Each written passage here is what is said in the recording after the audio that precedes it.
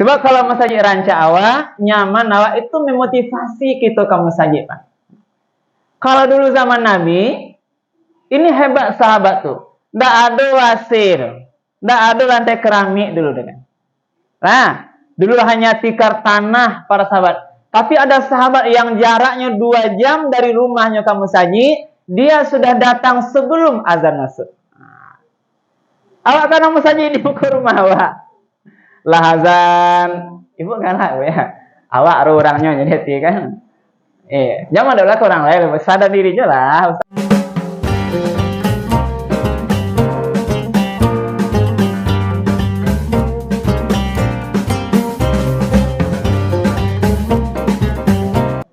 Assalamualaikum warahmatullahi wabarakatuh.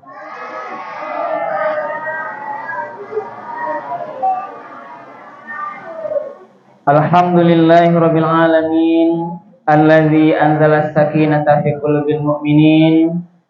Asyhadu an la ilaha illallah wahdahu la syarikalah wa asyhadu anna Muhammadan abduhu wa rasuluh.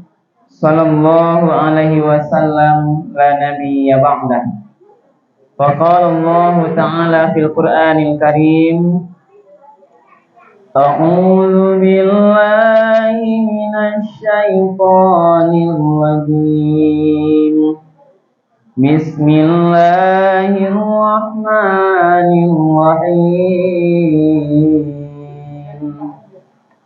Innama ya'muru masajidallahi man amana billahi wal yawmil akhir wa aqamas salata wa ataz zakah wa lam yakhsha illallah fa'asa ulaika an yakunu minal muhtadin. Sadaqallahul azim. Bapak-bapak dan ibu-ibu, anak-anak kami, hadirin kaum muslimin, para jemaah Masjid Al-Mujaddid Kapalo Banda yang dimuliakan oleh Allah. Marilah kita sama-sama menyampaikan kalimat puji dan syukur. Alhamdulillahirabbil alamin. Segala puji bagi Allah Tuhan semesta alam, karena pada malam Ramadan yang kelima ini, iya Pak Ibu, malam kelima ini kita bersama-sama masih diberikan nikmat kesehatan oleh Allah, diberikan nikmat kesempatan dan nikmat kemudahan-kemudahan, sehingga kita masih bisa melanjutkan ibadah salat fardu isya kita secara berjamaah. Dan sekarang kita sama-sama belajar atau mendengarkan tausiah, dan insya Allah nanti kita akan sholat tarawih dan witir secara berjamaah. Kemudian kita sampaikan salat dan salam kepada Nabi kita, Nabi Muhammad sallallahu alaihi wasallam, yang telah meninggalkan Al-Quran dan Sunnahnya sebagai pedoman hidup kita bersama. Bapak Ibu, lah babuku tadi Bapak Ibu, lai kanyang makan tadi, lai karena kanyang ibu makan, nang pantiang ibu bapak sedang ceramah jangan sampai talalo. Nah, kakanyangan yon. Karena biasanya karena puri awak lita siang hari babuko tuh makan yubana kanyang ndak seadanya di lantuang yang ada di meja itu. Jadi mudah-mudahan ibu dan bapak tausiah kita singkat malam hari ini kita sama-sama bisa mendengarkan, dan kita lihat nih anak-anak kita ramai mencatat. Ya anak-anak mencatat pakai apa nak? Pakai pena atau pakai mulut nak? Pakai pena ya. Jadi penanya yang boleh mencatat. Ketika penanya mencatat, jangan ikut mulutnya berbicara.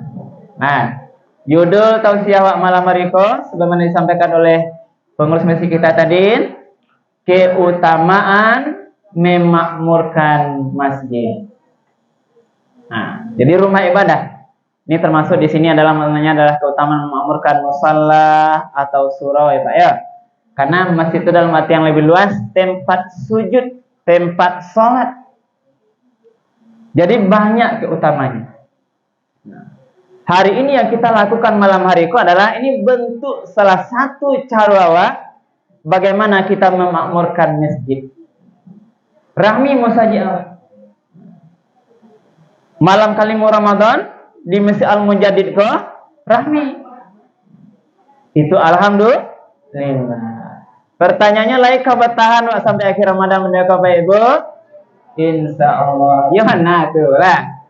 Nah, besok sengaja akhir Ramadan kemarin aja lihat. Apa kamera ini kameranya nanti masuk YouTube, Bu. Nah, nanti Bapak lihat nanti Kota Raga menang acara ulang Ustaz. Nah, 4 hari belakang sudah kita rekam semuanya di channel Indra Official ya. Tapi jangan lupa subscribe, like and comment, share gitu. Nanti Ibu nampak tadi itu, nanti terlihat insyaallah. Jadi dasar tausiah kita adalah tadi saya bacakan ayat Al-Qur'an surat At-Taubah ayat yang ke-18. Nah, sebenarnya ini 17-18 itu sama, keduanya adalah dalil tentang bagaimana kita memakmurkan masjid. Jadi namanya memakmurkan. Nah, kita coba lihat dulu Ibu Nafa ayat yang ke-17 dulu. Saya sampaikan dulu. A'udzubillahi minasyaitonirrajim. Bismillahirrahmanirrahim. Ma kana lil musyrikina ay ya'muru masajidallah. Maka tidak akan mungkin orang-orang musyrik memakmurkan masjid Allah. Itu tadi kita bacakan juga Imam Isa Ibnu Nafa ayat pertama. Jadi orang musyrik tidak akan mungkin memakmurkan masjid. Musyrik itu adalah orang yang tidak Islam. Karena masjid ini bukan milik dia, tapi masjid adalah milik kita umat Islam. Allah katakan, maka nalil musyrikina ayyamuru masajidallah. Tidak akan mungkin orang musyrik itu memakmurkan masjid Allah tuh. Syahidina ala anfusihim bil kufr. Karena mereka mengaku menyaksikan ala anfusihim pada dirinya bil kufr, bahwa dia adalah orang kafir. Jadi jelas ya. Karena orang kafir itu dia menyaksikan bahwa dia orang kafir. Tidak mungkin dia memakmurkan masjid. Ulaika habitat a'maluhum. Maka orang-orang kafir itu sia-sia saja amalnya keraja. Wa finnari hum khalidun. Dan nanti di dalam narakolah mereka tuh kekal abadi. Ya, berarti orang musyrik tidak akan mungkin memakmurkan masjid karena dia sudah menyaksikan saya ini kafir, kufur pada Allah. Dan segala amal orang musyrik itu sia-sia. Kalau adanya menyumbang ke masjid, walaupun dia kafir, secara dunia itu boleh saja berapa, tapi dia tidak diberikan pahala akhirat. Tidak bisa membayar nanti menyelamatkan dia dari hukuman api neraka. Mereka nanti akan kekal di neraka. Kita Ibu Bapak, mau masuk neraka Pak Ibu? Masuk surga mau? Lacu ke amal ke surga? Insyaallah. Innama ya'muru masajidallahi man amana billahi wal yawmil akhir. Hanyalah orang yang akan memakmurkan masjid itu orang-orang yang beriman kepada Allah dan juga kepada hari akhir. Jadi yang akan siap memakmurkan masjid adalah orang yang kalau dia beriman pada Allah, beriman pada hari akhir, baru nanti akan terbuka hatinya mau dia memakmurkan masjid. Jadi kalau imannya rendah, tidak akan peduli kamu syahid Bapak Ibu. Atau tidak yakin nyari akhirat, tidak ada mungkin besok di akhirat itu tak ada, tidak, kayaknya kan masih ragu-ragu nyari kiamat bagai ragu dia nanti hari berbangkit, bagaimana nanti hari di akhirat berhitung amal, tidak ada keyakinan kuatnya terhadap hari akhirat, itu nanti dia tidak akan mau mengomarkan masjid. Nah. Lalu bagaimana lagi orang yang mengomarkan masjid itu? Wa aqamas salata wa ataz zakah. Nah. Dia mendirikan salat dan menunaikan zakat. Ini salat dikatakan. Maka salah satu bentuk cara memakmurkan masjid, inilah laksanakan sholat Bapak Ibu. Sumbayang awak di musanyi. Apa lainan laki-laki ya Pak ya? Laki-laki kok sebenarnya sangat kuat. Bahkan dikatakan oleh ulama wajib kamu saji kecuali ada uzur halangan yang penting. Bahkan ada satu hadis yang tegas dari Nabi.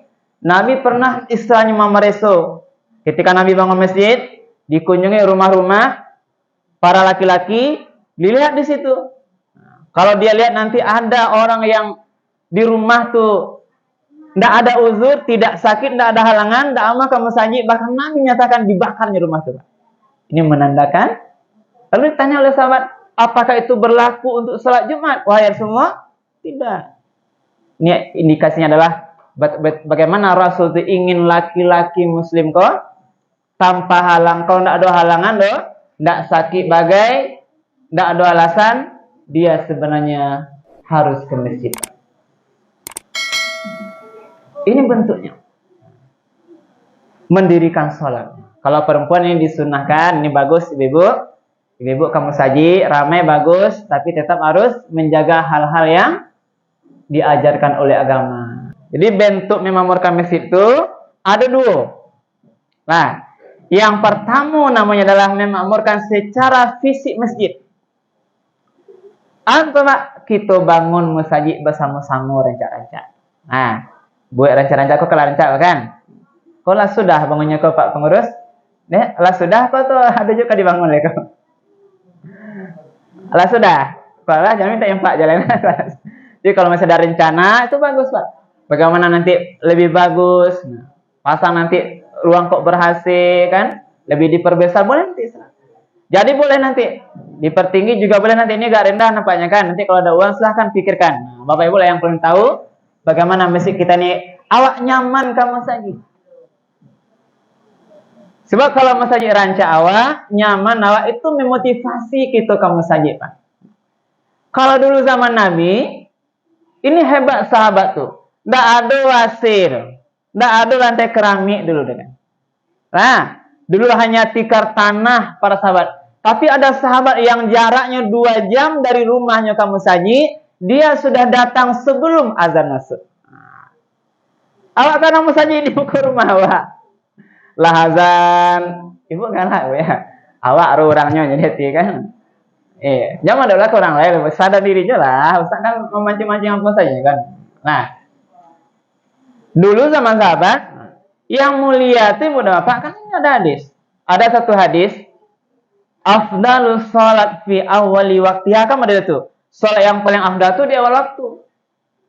Dibawa salat langsung, tapi ada yang lebih hebat lagi. Dia tidak datang ketika azan lafaz bunyi, tapi dia sudah di masjid sebelum azan berkumandang. Itu yang hebat. Berarti ini menunggu azan. Lebih banyak awak sih kota Pak. Alhamdulillah. Capek lainnya Pak ya. Hebat di sekolah. Alun orang azan lah dia sudah di masjid ini ada contoh. Nah, jadi dulu Pak. Makanya Nabi juga pernah mengatakan kalau ingin pahala lebih banyak. Jadi sia yang paling banyak pahalanya yang daki arah musaji atau lebih jauh. Nabi mengatakan berpeluang sebanyak orang yang makin jauh rumahnya dari musaji, itu yang paling akan berpeluang punya banyak pahala Pak. Bahwa itu karena dia punya banyak langkah menuju masjid. Kalau kini apa ibu punya Honda, nah itu akan nanti dihitung perputar roda tuh ya. Kalau dulu kan langkah Pak ya, berjalan 1 langkah menuju masjid langsung diangkat derajatnya 1 derajat. Beko selangkah pulang ke masjid diampuni dosanya 1 derajat 1 buah. Ini gambaran Pak. Angkat derajatnya diampuni dosanya. Maka makin jauh rumah dari masjid, makin banyak pahala Pak. Nah, makanya dulu sahabat kuat. 2 jam. Kalau contoh ini sekarang masuk waktu subuh jam 5, jam 3 dia sudah berjalan dari rumahnya menuju masjid. Tidak terlambatnya doh. Karena dia tahu bisa masuk waktu. Begitulah kuatnya keimanan para sahabat-sahabat Rasulullah yang perlu tiru ibu dan bapak. Kalau kini mbak kita bisa jujur. Nah, di mana-mana sering kita lihat, kadang-kadang sebagian masjid atau musala itu sepi, langang yang yang 5 kali sehari samalam. Tengok subuh, kadang ya doanya imam seorang, muazin seorang. Kadang ibu-ibu berdua. Kadang imam muazin itu aja udahnya seorang saja Pak. Dia azannya, dia kamatnya, dia imamnya. Kadang ada satu makmum istrinya. Kadang tidak ada loh itu. Ini yang terjadi. Jangan sampai tadi demikian di masjid kita. Mungkin tidak demikian, alhamdulillah. Itu memakmurkan masjidnya. Jadi bentuk yang pertama adalah tadi memakmurkan masjid. Bentuk boleh kita bangun masjid ini dengan rancak-rancak. Karena Nabi mengatakan, siapa yang ikut membangun masjid, nanti dibangunkan oleh Allah untuknya yang serupa di surga.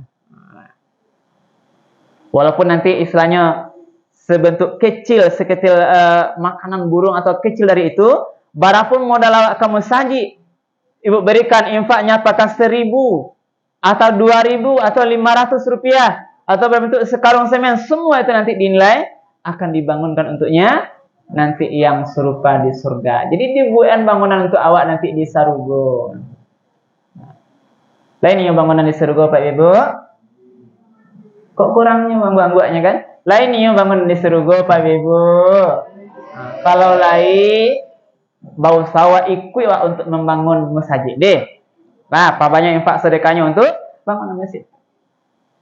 Nah, itu yang pertama tadi. Keutamaan memang masjid dibangunkan untuknya nanti bangunan yang sama di surga.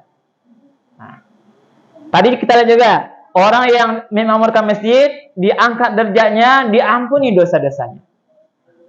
Nah, yang ketiga apa keutamanya lagi? Dia nanti di akhirat diberikan syafaat perlindungan ketika tidak ada lagi peraung atau naungan itu. Naungan itu kan pelindungan awan. Nanti di akhirat kan jarak itu matahari dekat. Lebih kurang berapa jengkal dari kita, nanti tidak ada perlindungan, akan diberilah 7 golongan nanti yang akan dilindungi itu. Satu di antaranya adalah ar-rajulun mu'allakun bil masajid.